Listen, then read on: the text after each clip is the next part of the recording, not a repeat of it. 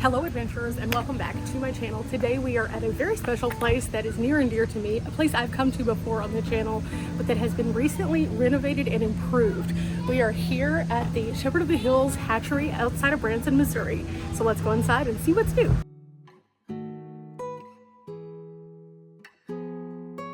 Okay, in this first area here, we have different kinds of species, and they're all labeled at the bottom, and they tell a little bit more about the areas that they live in, the habitats. And so as we're walking through, you can take a chance and look at some of these. It's pretty interesting, but also they do have some sneaky snakes, Mr. No Shoulders through here. So I'm just gonna leave these for you guys. You can see here what the signs look like. It tells you a little bit more about what their food might be, how large they are, and where you would find them. And then also it tells you about the critter itself, and then you can look into the habitat, and there they are right there. There's that guy in the back. That is the Texas brown tarantula. Brings you down this hall. They also have an educational video which you can download if you're not able to watch it while you're here, and it tells you not only about the habitat and the creatures, but also what they do here at the hatchery. So as we move through, we're going to learn a little bit more about that. And it's very clearly marked so you can see which section that you're moving into, and I absolutely think this is wonderful. They additionally have public tours that they offer 4 times a day at various time points at the aquarium. Today let's learn about the trout and why this place is so spectacular and what exactly they do here to capitalize on the fact that they are located between 2 lakes. They are located between Table Rock Lake, which was constructed in 1958, and it is 22 miles upstream from the Power Side Dam. And then the water is released into the lake to Taneycomo from the bottom of Table Rock, and it averages about 48 degrees, which is absolutely perfect for the fish in this area. Now along the map here you can see what this looks like. So Table Rock is the large expanse of held water. The dam is right here, and the hatchery is right alongside that. The waters then run out and flow all the way past Branson Landing over to Rockaway Beach and ultimately into what they call Lake Taneycomo and Bull Shoals area. Taneycomo was built in 1913 whenever the Power Side Dam was created, and so they worked together in conjunction with one another to move the water through to mitigate floods and things like that. Now, this is an elaborate system to get things from point A to point B, but also it allows them to have a lot of opportunities for things like this hatchery. And so as we move around, we're going to learn a little bit more about the trout that thrive in these conditions. Now, the fish that are in this area thrive because of the conditions. However, we learn here what exactly they do at this particular site to help them along the way. Now, when you go outside, you can find the raceways, which we'll look at in just a few moments.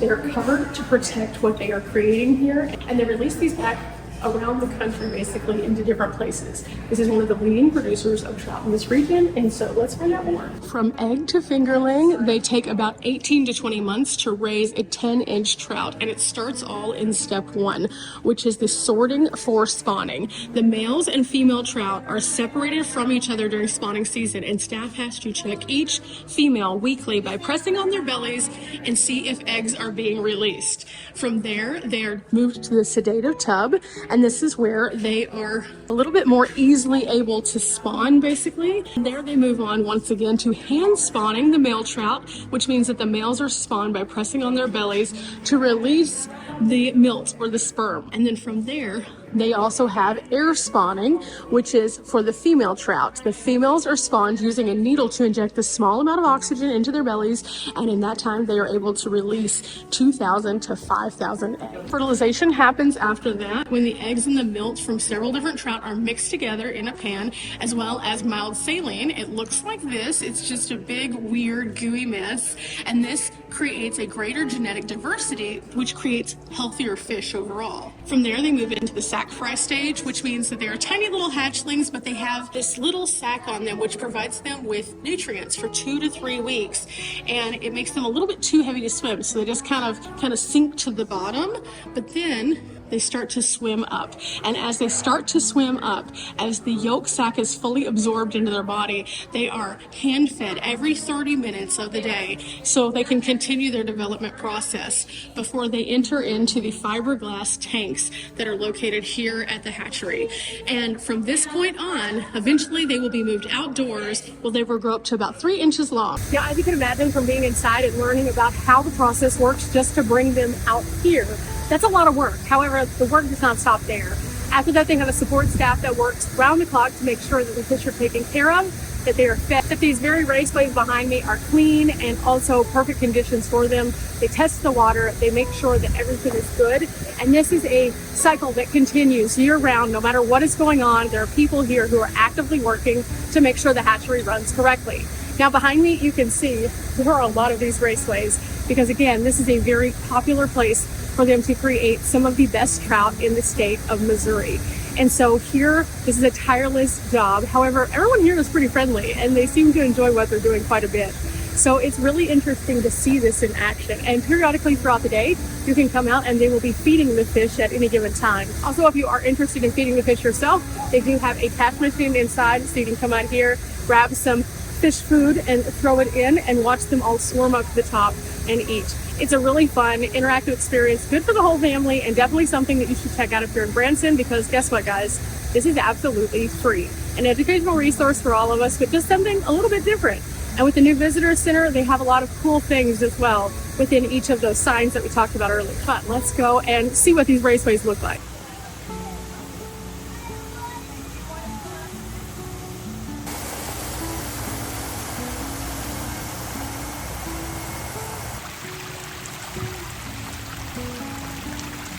As we take our tour around the raceways, there's also additional information out here, including what is a raceway. A raceway is a hatchery term used to describe a pool of moving water, and the large concrete raceways are 100 feet long, 12 feet wide, and about 2.5 feet of water in each of them.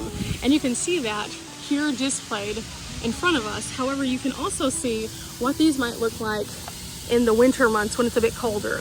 Not only do these areas on top protect them from the birds coming to swoop up the fish, but additionally it allows them to protect them during the winter months from the even colder, more harsh conditions. Cold water is passing through the length of each of these pools to the middle of the hatchery, and about 40% of the water is recirculated through 22 pools located at this location, and the smaller raceways located closer to the lake are called field tanks. Oh, we got some food. We can feed some fish. But before we do feed those fish, here we learn about the meals that they are actually served. They have different kinds of feed that are available, and this is made from fish meal, protein, vitamins, and minerals, and then it's coated with fish oil, and the commercial fish food comes from various sizes. Based on what size the fish is what they feed them. Now, approximately 1,500 pounds of food is required daily here at the Shepherd of the Hills hatchery. See how this works. Dad's here with me, Mom's here with me. You just sprinkle it in and you'll watch the fish come to the top.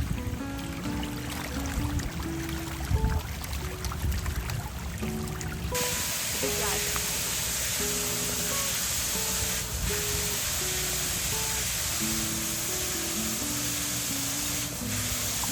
Here we go. And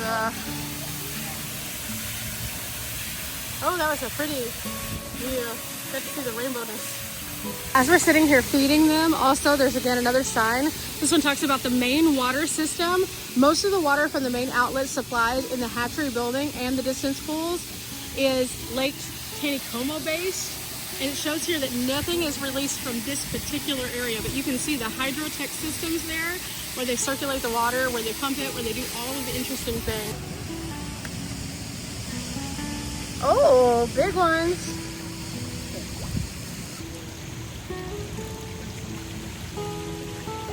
Now, after they pull the fish from the raceway, the first thing that they have to do is figure out where they're going to take them, and then they start this process of moving the trout. They use these screens and baskets. They record their weight, and a lot of times this takes several people because you have to have several different entities. But once out of the water, the basket is weighed as a whole, and the numbers of the trout are then calculated, and then the weight is recorded, and then it is opened up into the tank truck so that it can hold the fish in the reserve.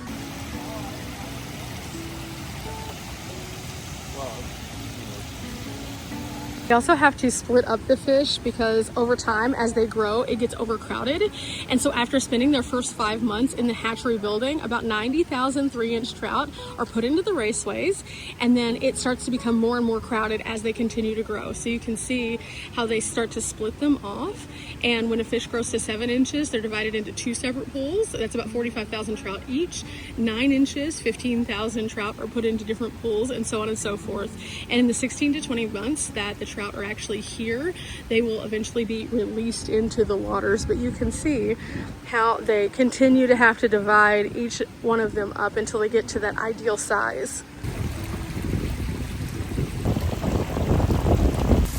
Now, it is mentioned in the visitor center that they require more oxygen than most fish, and so it is important to have these extra areas that circulate the water so that that can be stirred in. So not only at the beginning of each one of the raceways do you have something that pumps and kind of separates the oxygen back into the water, but also here with these little falls, you'll notice all the bubbles that come out. That helps more oxygen be into these end tank areas. There's also a little bit more about that here in front of one of the raceways. So it mentions that the water has to vary from 42 to 55 degrees on average for raising the trout, but the water quality is the most important thing. So they use gas diffusion towers at the top of each pool, and then that actually ends up splashing all sorts of like oxygen through and getting rid of any harmful nitrogen gases also. But then they also inject additional oxygen, and that helps to deliver the oxygen needed to make sure that the fish are okay.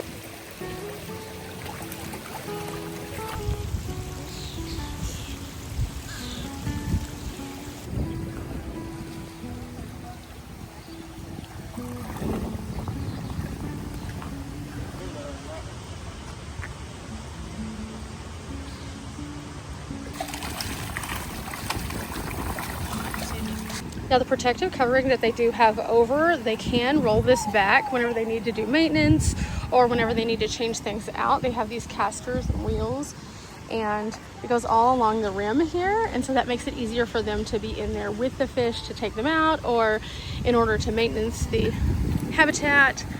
And they also have these dividers in some of them where it divides out the sections of the fish. Well, here we got some more that are uncovered. These are a little bit smaller than the ones we just saw, but bigger than the ones we saw at first. In these blue tanks, kind of toward the back, we have the little bitty guys. Over by where the little guys are, you actually find this sign that tells you a little bit more about the hatchery building and how it takes about 150 days to reach a raceway. And it tells us a little bit more about what we learned inside the visitor center, going into a bit more of the details about the sack fries and also the bigger tanks, the swim ups, the incubation jars, and so on and so forth. The interesting thing about places like this is that they not only provide a great service for having more trout, which helps the ecosystem around us, but also it gives a recreational haven to people who are coming to Lake Taneycomo. In fact, 20 to 80,000 fish per month are released into Taneycomo from this very hatchery. And with that, they have lots of money that come in from the permits for people to fish here, which go right back into the state of Missouri and the acts that are doing these particular behaviors.